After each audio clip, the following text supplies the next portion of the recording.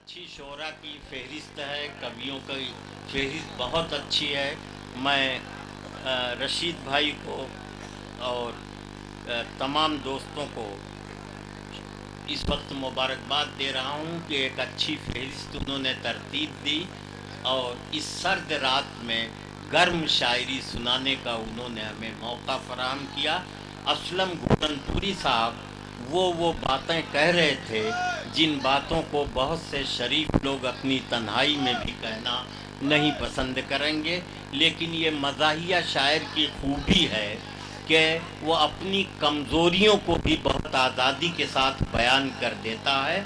समाज में सिर्फ शायर एक ऐसा तबका है जो अपनी कमज़ोरियों को भी आज़ादी से बयान करता है, वरना समाज का हर तबका जो है वो अपनी कमज़ोरियों को छुपाता है, सिर्फ अच्छाइयों को बयान करता है। इसलिए मैं असलम घोरनपुरी को मुबारकबाद दे रहा हूँ कि खुली आँखों से वो दुनिया को देख रहे थे और उससे अपनी मज़ाहिया शायरी में पेश करने की खूबसूरत कोशिश कर रहे थे।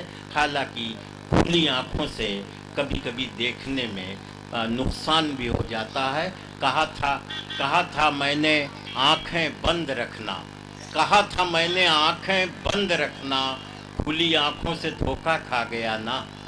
कहा था मैंने आँखें बंद रखना, खुली आँखों से धोखा खा गया ना। मेरे मरने पर कब्रिस्तान बोला, बहुत इतरा रहा था आ गया ना।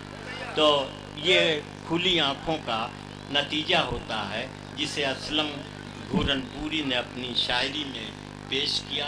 बहुत शुक्रिया। देखिए, मेरा ख्याल है कि इस इलाके में बहुत दूर दूर से लोग इस तारीख़ी मुशायरे को सुनने के लिए आए हैं।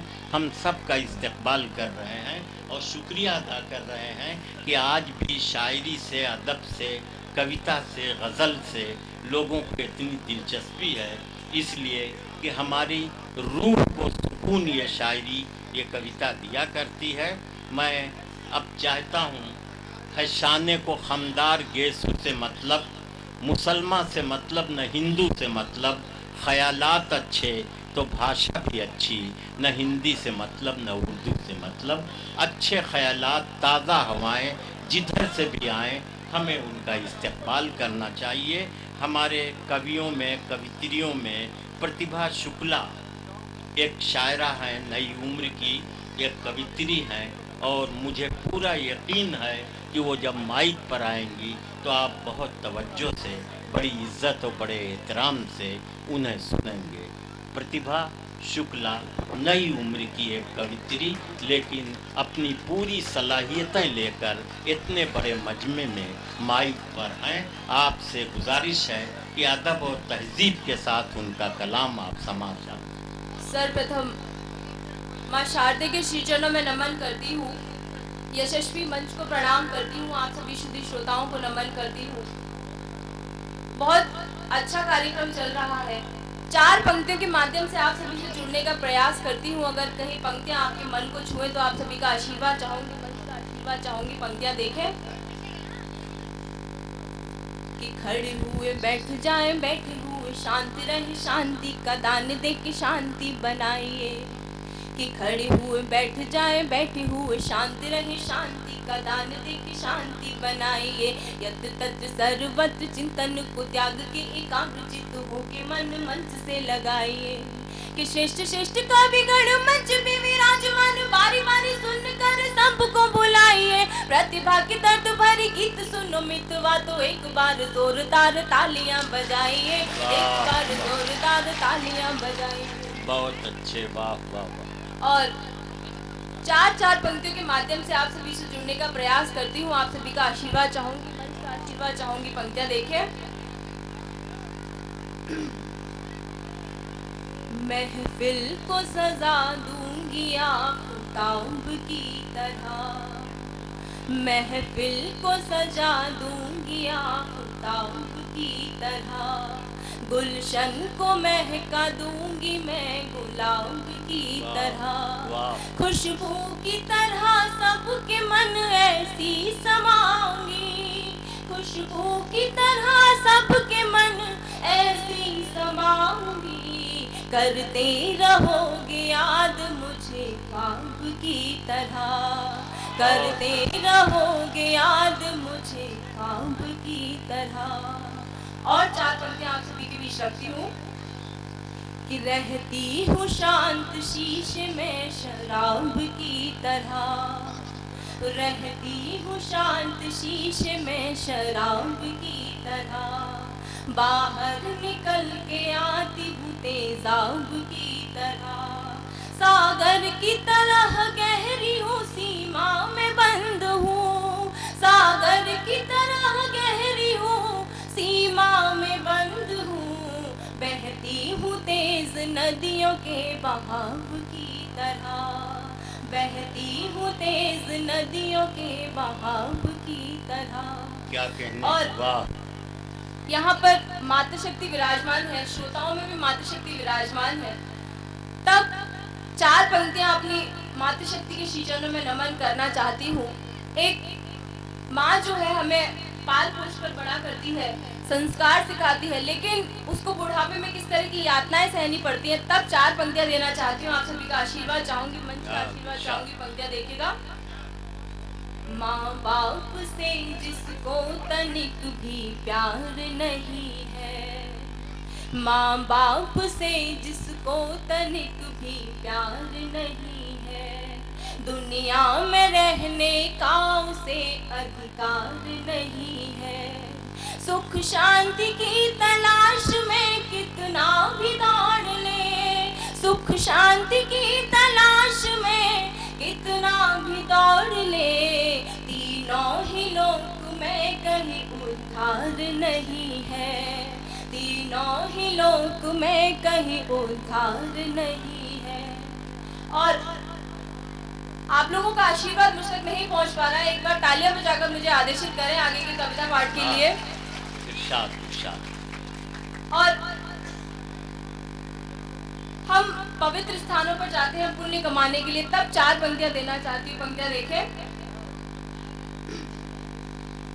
कि माँ के चरण तेरे लिए जन्नत का द्वार है, माँ के चरण तेरे लिए जन्नत का द्वार है, ख्वाजा की है दरगाह ये मस्जिद का प्यार है, काजी का यह दरबार है जिसमें खुदा रहे, काजी का यह दरबार है जिसमें खुदा रहे, अल्लाह की अदालत है मदीने का द्वार है, अल्लाह की अदालत है मदीने का द्वार है। और हम पवित्र स्थानों पर जाते हैं पुण्य कमाने के लिए, तब 4 पंक्तियां देना चाहती हूँ। पंक्तियां देखें कि काशी न जाओ कभी काबा न जाइए, मंदिर में सिर झुकाओ न मस्जिद में गाइए, जरूरत नहीं गुरु ग्रंथ और गीता कुरान की, जरूरत नहीं गुरु ग्रंथ और गीता कुरान की, माँ बाप के चरणों में अपना सिर झुकाइए, माँ बाप के चरणों में अपना सिर झुकाइए। और एक गीत के लिए मन से आशीर्वाद चाहती हूँ। हाँ, इरशाद। हमारी माँ जो हमें पाल पोष कर बड़ा करती है, संस्कार सिखाती है, तब इतना परिश्रम करने के बाद, इतना श्रम करने के बाद उसे बुढ़ापे में किस तरह की यातनाएं सहनी पड़ती हैं, आपने आसपास अपने घरों के आसपास देखा होगा। तब एक बूढ़ी माँ की व्यथा को एक रचना के माध्यम से आप सभी के बीच में रखना चाहती हूँ। एक बार एक गीत के लिए मुझे तालियां बजाकर आदेशित करें, मैं अपना गीत शुरू करती हूँ। पंक्तियां देखें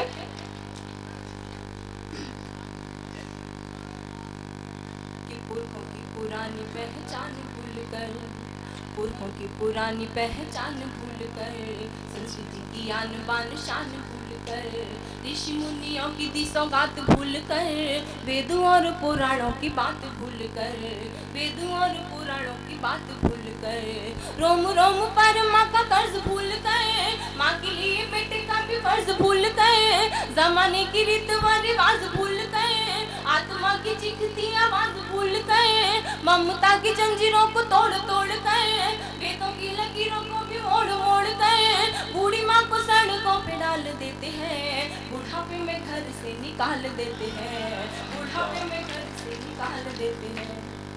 और जब यहाँ पर उपस्थित सभी लोगों को माँ का भरपूर आशीर्वाद मिला हुआ है, तब एक माँ को क्या उपमा दी है कुछ पंक्तियों के माध्यम से बताना चाहती हूँ, पंक्तियाँ देके कि माँ के जैसा दुनिया में संत नहीं है, माँ के जैसा दुनिया में संत नहीं है, ममता का आदि और अंत नहीं है, प्रेम के भंडार को न माप सकोगे, दया के संसार को न भाप सकोगे, दया के संसार को न भाप सकोगे। माँ की ममता का भाव मोल नहीं है, किसी तरह में नाप तोल नहीं है, करुणा का सागर अथाह होता है, तीव्र प्रेम धार का प्रवाह होता है, तन मन धन सब त्याग करती, सदा खुशहाली का ही राग भरती, तो भी काल कोठरी में डाल देते हैं, बुढ़ापे में घर से निकाल देते हैं, बुढ़ापे में घर से निकाल देते हैं। और जब वो माँ अपनी कोख में 9 महीने तक उस संतान को रखती है, तो वो किस तरीके से उसका पालन पोषण करती है, क्या क्या प्रदान करती है अपनी संतान को, कुछ पंक्तियों के माध्यम से देखें।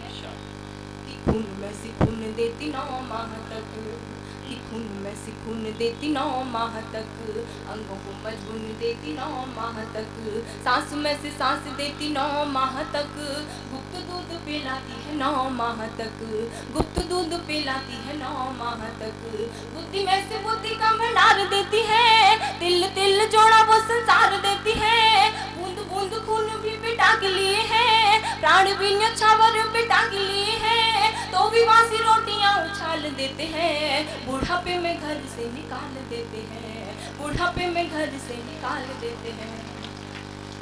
और इतना परिश्रम इतना तप करने के बाद उसे किस तरह की यातनाएं सहनी पड़ती हैं, 4 पंक्तियों के माध्यम से आपको बताना चाहती हूँ। अगर कहीं आपको ऐसा लगे कि आपके आस पड़ोस की बात की है, घर गली की बात की है, तो आप सभी का आशीर्वाद चाहूंगी। पंक्तियां देखें कि कोई परिवार से ही दूर करता, कोई परिवार से ही दूर करता, भीख मांगने को मजबूर करता, नौकर की तरह कोई काम लेता है, गिनती की रोटी सुबह शाम देता है, गिनती की रोटी सुबह शाम देता है, कोई पिछवाड़े में अकेला डालकर, लावारिस जैसे आश्रमों में डालकर, घर से निकाले कोई लात मार कर, विष भी पिलाए कोई घात मार कर, कोई दिन जान लात भूसा मारता, कट बोल बोल कर ठूसा मारता, बिना काल बेचारी को काल देते हैं, बुढ़ापे में घर से निकाल देते हैं, बुढ़ापे में घर से निकाल देते हैं। और जब भी हम किसी नए काम की शुरुआत के लिए घर से निकलते हैं, तो सर्वप्रथम हम अपनी माँ का आशीर्वाद लेकर घर से निकलते हैं, और हमेशा उसे हमें उस काम में सफलता प्रदान होती है। तब 4 पंक्तियां देना चाहती हूँ, पंक्तियां देखें कि रोगी को जब कोई दवा काम न करे, रोगी को जब कोई दवा काम न करे, जीवन में कोई हवा श्वास न भरे, घनघोर अंधेरे में खो जाए कहीं, मार्ग भी अवरुद्ध हो जाए वहीं, मार्ग भी अवरुद्ध हो जाए वहीं, संकट में ना कोई फरियाद कीजिए, सच्चे मन से अपनी माँ को याद कीजिए, माँ की दुआ ऐसा चमत्कार करेगी, डूबी हुई नैया को भी पार करेगी, कष्टों के पहाड़ भी पिघल जाएंगे, पर्वत से रास्ते निकल जाएंगे, ये आशीर्वाद मौत को भी टाल देते हैं, बुढ़ापे में घर से निकाल देते हैं, बुढ़ापे में घर से निकाल देते हैं। और अपनी रचना को अंतिम चरण तक ले जाते हुए हमारे यहाँ एक कहावत है कि जो इस जन्म में जैसा कर्म करता है उसको उसका फल यही भोगना पड़ता है। तब कुछ पंक्तियां आप सभी के बीच में रखना चाहती हूँ। पंक्तियां देखें कि माँ के बलिदान को क्यों भूल जाते हैं, माँ के बलिदान को क्यों भूल जाते हैं, गालियाँ सुना के मन भूल जाते हैं, 4 बेटे जिसने 20 साल पाले हैं, 4 बेटे जिसने 20 साल पाले हैं, उसी को 2 वक्त रोटियों के लाले हैं, उसी को 2 वक्त रोटियों के लाले हैं, कि तुझको भी एक दिन काला आएगा, तू भी निज घर से निकाला जाएगा, बेटे की ठोकर तुझे खानी पड़ेगी, सड़क पे जिंदगी बितानी पड़ेगी, तुझको भी तब पछताना पड़ेगा, बेटे के आगे मस्तक झुकाना पड़ेगा, करने के फल तो गोपाल देते हैं, बुढ़ापे में घर से निकाल देते हैं, बुढ़ापे में घर से निकाल देते हैं। और इस रचना का अंतिम बंद आप सभी के श्री चरणों में समर्पित करती हूँ। एक संदेश देना चाहती थी अपनी रचना के माध्यम से, तब 4 पंक्तियां देना चाहती हूँ। पंक्तियां देखें